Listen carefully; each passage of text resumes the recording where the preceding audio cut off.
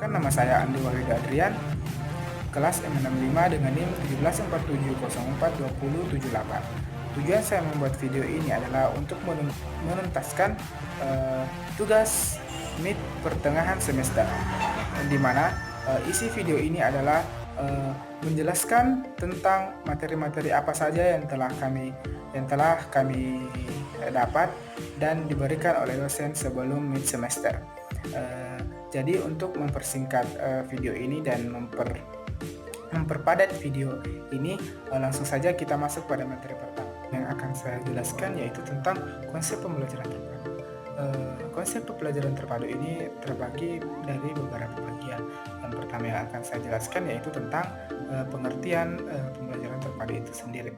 Pembelajaran terpadu merupakan salah satu pendekatan pembelajaran yang memadukan atau mengaitkan pokok bahasan menjadi satu yang berkaitan untuk memberikan pengalaman bermakna kepada siswa. Pembelajaran terpadu merupakan suatu sistem pembelajaran yang memungkinkan siswa, baik secara individu maupun kelompok aktif, menggali dan menemukan konsep serta prinsip keilmuan secara holistik, bermakna, dan otentik. Pembelajaran terpadu berorientasi pada praktik pembelajaran yang sesuai dengan kebutuhan dan perkembangan siswa. Melalui pembelajaran terpadu, diharapkan siswa dapat pengalaman langsung dalam proses belajar dan dapat menambah kemampuan siswa tentang hal-hal yang dipelajarinya. Selanjutnya itu tentang latar belakang. Nah, latar belakang terpadu berawal dari pengembangan skema-skema pengetahuan yang ada di dalam diri siswa. Hal tersebut merupakan salah satu pengembangan filsafat konstruktivisme. Salah satu pandangan tentang proses konstruktivisme dalam pembelajaran adalah bahwa dalam proses belajar atau perolehan pengetahuan diawali dengan terjadinya konflik kognitif. Ini hanya dapat diatasi melalui pengetahuan diri atau self-regulation.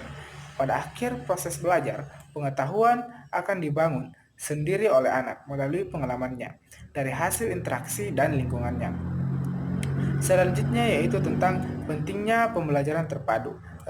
Pentingnya pembelajaran terpadu ini terdapat beberapa bagian, yaitu yang pertama, dunia anak adalah dunia yang nyata. Yang kedua, proses pemahaman anak terhadap suatu konsep dalam suatu peristiwa. Yang ketiga, pembelajaran akan lebih bermakna. Yang keempat, memberi peluang siswa untuk mengembangkan kemampuan diri. Yang kelima, memperkuat kemampuan yang diperoleh. Yang keenam, dan yang terakhir, efisiensi waktu. Selanjutnya adalah tujuan dan fungsi pembelajaran terpadu. Pembelajaran tematik terpadu berfungsi untuk memberikan kemudahan bagi peserta didik dalam memahami dan mendalami konsep materi yang tergabung dalam tema serta dapat menambah semangat belajar, karena materi yang dipelajari merupakan materi yang nyata atau kontekstual dan bermakna bagi peserta didik. Adapun tujuan dari pembelajaran terpadu, yang pertama, mudah memusatkan perhatian pada satu tema atau topik tertentu. Yang kedua itu mempelajari pengetahuan dan mengembangkan berbagai kompetensi mata pelajaran dan tema yang sama. Yang ketiga, memiliki pemahaman terhadap materi pelajaran yang lebih mendalam dan berkesan. Yang keempat, mengembangkan kompetensi berbahasa lebih baik dengan mengaitkan berbagai mata pelajaran lain dengan pengalaman pribadi siswa. Yang kelima, lebih bergairah belajar karena mereka dapat belajar dalam situasi nyata. Yang keenam, lebih merasakan manfaat dan makna belajar karena materi yang disajikan dalam konteks yang jelas. Yang ketujuh, guru dapat menghemat waktu karena mata pelajaran yang disajikan secara terpadu dapat dipersiapkan sekaligus dan diberikan dalam 2 atau 3 pertemuan, bahkan lebih dari satu pengayaan. Yang terakhir itu, budi pekerti dan moral siswa dapat tumbuh kembangkan dengan mengangkat sejumlah nilai budi pekerti sesuai dengan situasi dan kondisi. Itulah tadi landasan pembelajaran terpadu. Selanjutnya yang saya akan jelaskan yaitu tentang landasan pembelajaran terpadu, yang dimana landasan pembelajaran terpadu ini terbagi menjadi 3. Yang pertama itu filosofis.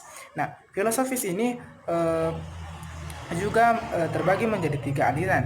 Yang pertama itu aliran progresivisme, yang dimana aliran ini memandang proses pembelajaran perlu ditekankan pada pembentukan kreativitas, pemberian sejumlah kegiatan, suasana yang alamiah atau natural, dan memperhatikan pengalaman siswa. Yang kedua itu aliran konstruktivisme, yang dimana aliran ini melihat pengalaman langsung siswa atau direct experience sebagai kunci dalam pembelajaran. Menurut aliran ini, pengetahuan adalah hasil konstruksi atau bentukan manusia. Manusia mengkonstruksi pengetahuannya melalui interaksi dan objek, fenomena, pengalaman, dan lingkungannya. Selanjutnya adalah aliran humanisme, yang dimana aliran ini melihat siswa dari segi keunikan atau gagasannya, potensinya, dan motivasi yang dimilikinya. Selanjutnya adalah yaitu yuridis, yang dimana dalam pembelajaran tematik berkaitan dengan berbagai kebijakan atau peraturan yang mendukung pelaksanaan pembelajaran tematik di sekolah dasar. Landasan yuridis tersebut adalah Undang-Undang Nomor 23 Tahun 2002 tentang Perlindungan Anak yang menyatakan bahwa setiap anak berhak memperoleh pendidikan dan pengajaran dalam rangka pengembangan pribadinya atau tingkat kecerdasannya sesuai dengan minat dan bakatnya. Pasal 9. Selanjutnya itu psikologi. Pembelajaran tematik terutama berkaitan dengan psikologi perkembangan peserta didik dan psikologi belajar. Psikologi perkembangan diperlukan terutama dalam menentukan isi atau materi pembelajaran tematik dengan tahap perkembangan peserta didik.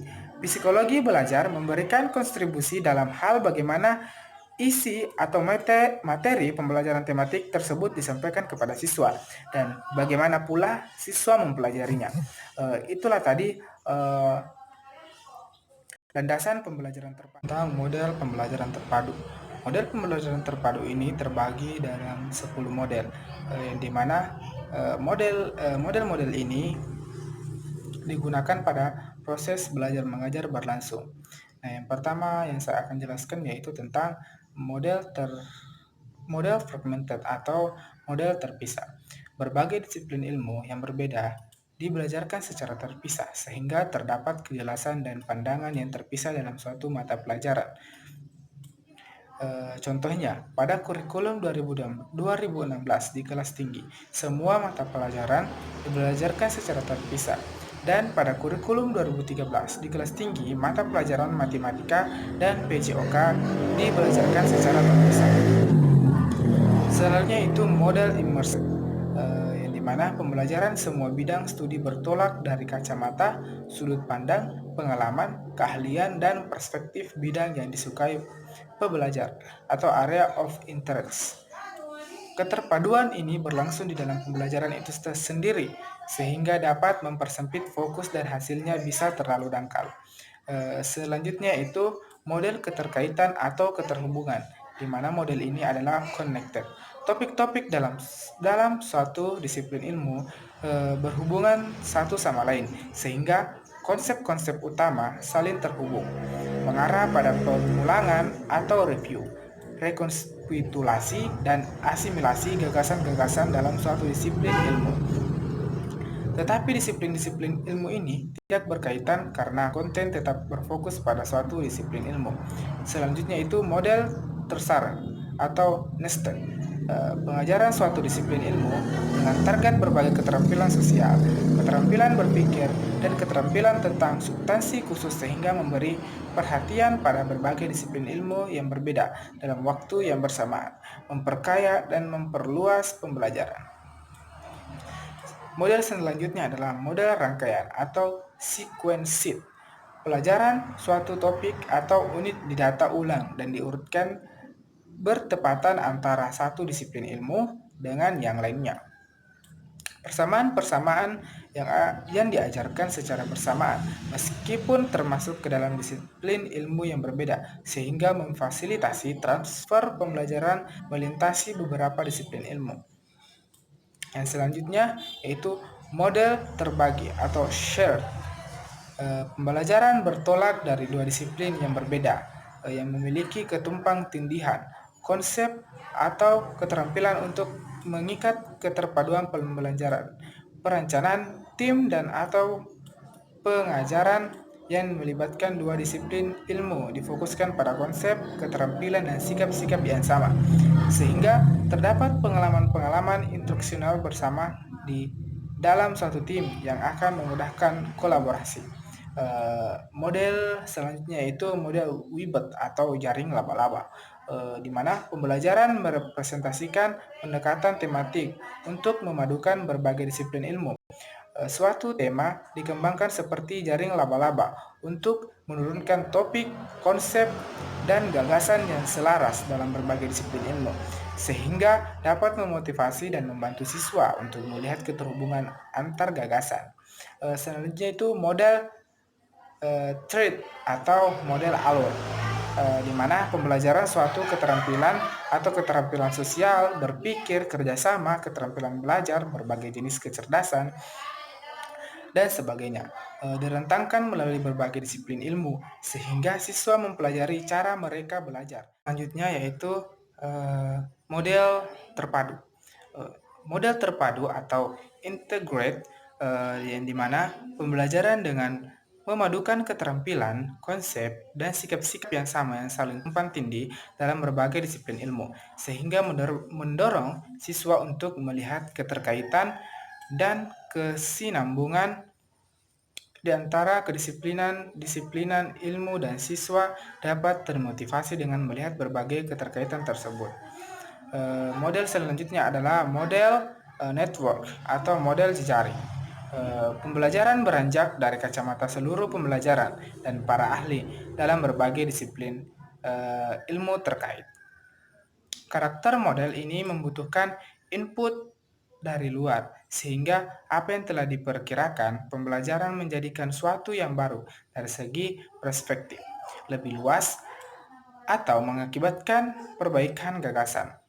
Dalam mencari pengetahuan, pembelajaran akan tergantung pada jaringan sebagai sumber informasi yang utama, yang kemudian mereka saling kembali dengan kacamata keahlian dan pengalaman mereka.